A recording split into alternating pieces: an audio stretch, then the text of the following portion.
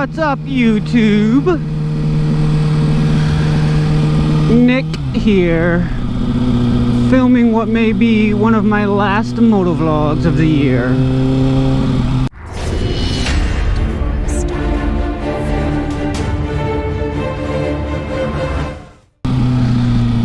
I have a feeling we're at the end of the season here in New England.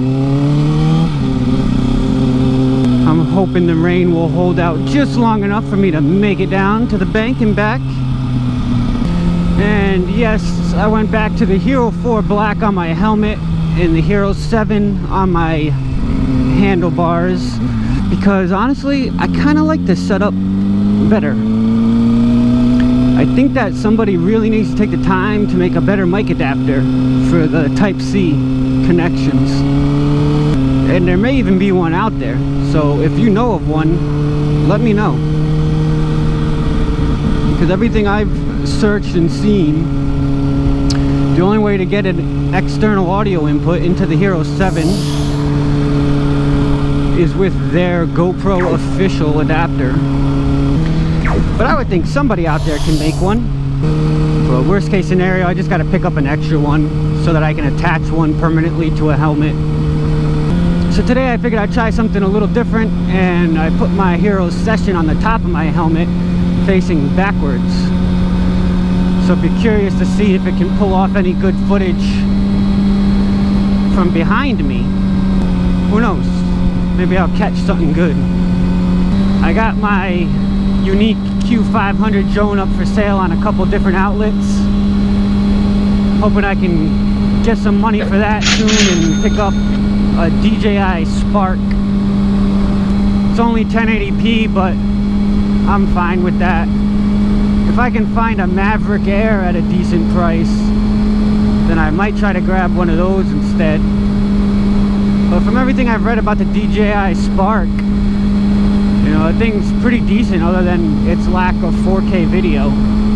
So I don't know what I'm gonna do all winter long, but I definitely got to come up with some kind of video ideas. I got the giveaways, so that's one thing, and I don't know how many I'll be able to pull off, but definitely going to do at least a couple.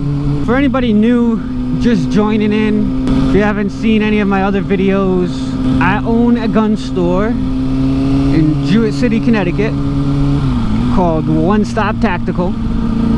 You can check out my website at www.onestoptactical.com, and that is the number 1. Check us out. I do a lot of online auctions on Gunbroker. There is an online inventory that you can special order right from the comfort of your own home and have shipped directly to the store and pick up for no extra charges. And of course, my in-store inventory is always growing and changing. I do a lot of used guns, and anything I don't have, I can special order for you, of course. And not just firearms, I order ammo for guys all the time. I mean, even if you're just looking for a couple boxes of an off caliber that you can't find anywhere, just stop in or give me a call. I'll order it. I'll put a couple boxes on the shelf, and it'll be there when you need it. I don't know if I should just sit here or if I should just go, because that guy's just sitting there. So I'm gonna say that this is about my time to go. Oh, it stinks over here. It smells like grandma's basement. Good old downtown Norwich. It's so depressing knowing that winter's around the corner. As beautiful as fall may be here in New England, just means it's gonna start snowing soon. And yeah, snow can be pretty in pictures, but other than that, it sucks. I might get back into snowboarding this year though. I still have all my equipment and could probably get some pretty good videos up at Wachusett Mountain. There's a couple other places to go too, so maybe I'll concentrate on trying to do that.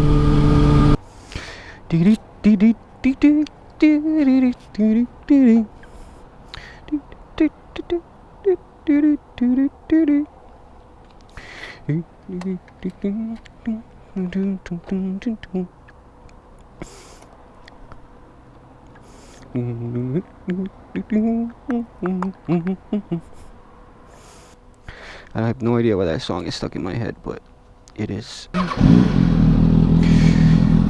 And off we go.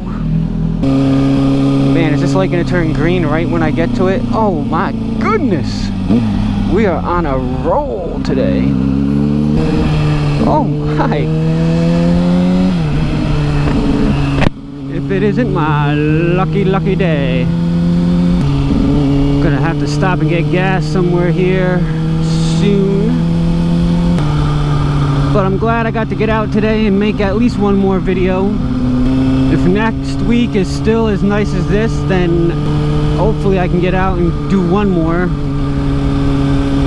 But just in case this is my last one, just want to say thank you to all of you who've been watching and following along.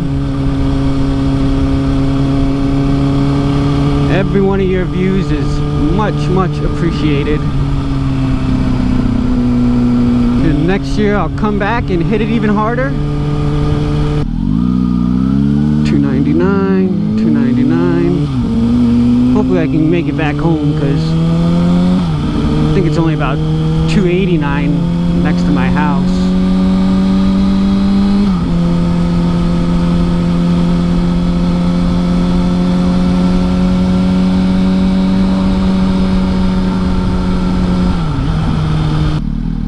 See places and just wonder what's in them, like that house up there with the weird windows. Is that an apartment or an office? And who lives there if it is an apartment? Do they enjoy the view of downtown Norwich? I suppose they could see the marina a little bit. I don't know.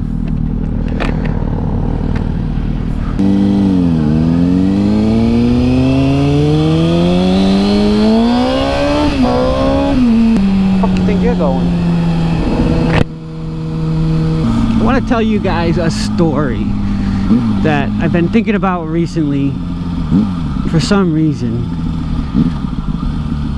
and it takes place a few years ago now, probably just about 11 years ago. My very dear friend John was going through some shit with his wife and stuff. And I told him I was going to take him out, give him a crazy night, get his mind off of shit. And we go out to my favorite bar at the time, Brown Derby in Montville. So we're out there drinking. We went all over the place. We literally drove to a couple different bars, apparently made phone calls that we shouldn't have, and eventually he needed to get home. So it's about between 3 and 4 o'clock in the morning, and I drive him back home. At the time it was somewhere in Norwich, and on the way to his house we get pulled over on the highway. I wasn't speeding, but apparently I was swerving a bit. Do not drink and drive, kids. Ever. There's no reason for it. Anyway, back to the story. So apparently a trooper was going by me on the highway and I swerved or whatever, so he decided to pull me over. I pull over and he gives me a field sobriety test, which somehow, through the grace of God, I pass.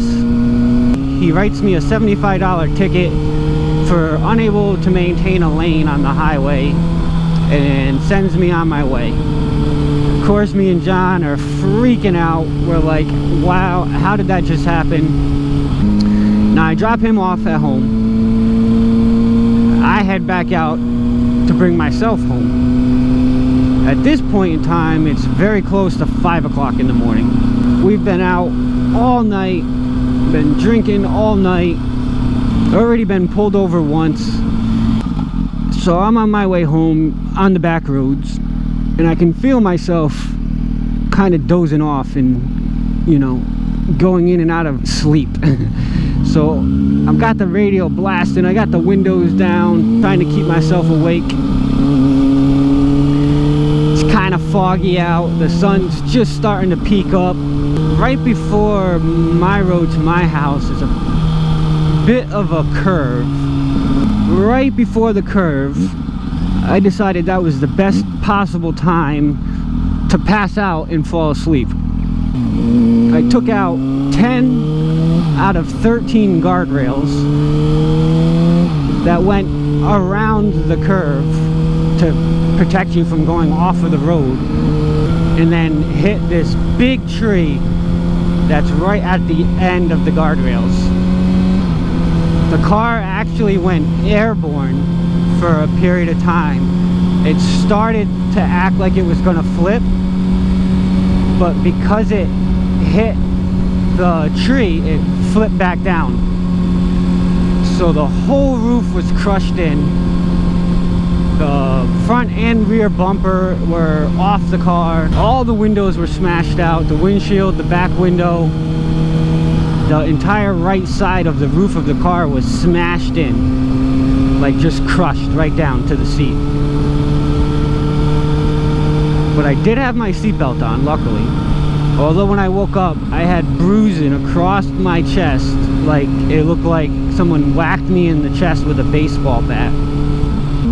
This is where it kind of gets interesting. The police officer that shows up to the scene is no other than the same state trooper who had about 2 hours earlier wrote me a ticket for swerving on the highway. And he gets out there, he's like, I just pulled you over a couple hours ago. And I honestly, between having a concussion and just being totally out of it, I was like, oh, I don't even know what you're talking about. And we looked down, and I swear to God, right at our feet is the ticket that he gave me. It actually flew out of the car and was sitting in the grass right where we were standing, where he was talking to me. And no sooner that he says, you know, I just gave you a ticket, he looked down and literally picked it up off the ground and said, this ticket right here. Like, you can't make this up. Like, I swear to God, this is just the craziest, most true story that I could possibly think of right now to share with you. And I've been thinking about it, like I said, just thinking about how different things were, you know, a decade ago, before I had a family. And needless to say, the car was totaled. I loved that car, Lincoln LS, if you're familiar with them. Very comfortable car, black with chrome rims. And somehow I survived. And the only part I remember was talking to the cop at the scene, sitting on the curb waiting for my girlfriend to show up at the time. The next thing I remember was waking up in the hospital, which apparently my girlfriend just brought me there. I said I didn't want to go, but she thought I should go. Did like a CAT scan and an MRI and shit. I don't remember any of that. I just remember waking up in the hospital saying, you know, what happened? And then I passed back out, and then I woke up 2 days later. Totally unaware of what day it was, what was going on, what had happened. Moral of the story is, don't drink and drive, and try to stay awake, especially when you're going into a corner. I mean, I got plenty more crazy stories, but that one's probably about the craziest. And I figured I'd start sharing some personal details with you guys, you know, that way you can kind of get to know me, even though that's not me anymore, but it's still a part of my life. I was young and dumb and did stupid shit. I'm gonna wrap this video up by saying thank you for watching, as always. I appreciate every single one of my subscribers, and if you haven't yet, you should definitely subscribe. Help my channel grow. So until the next video, stay safe.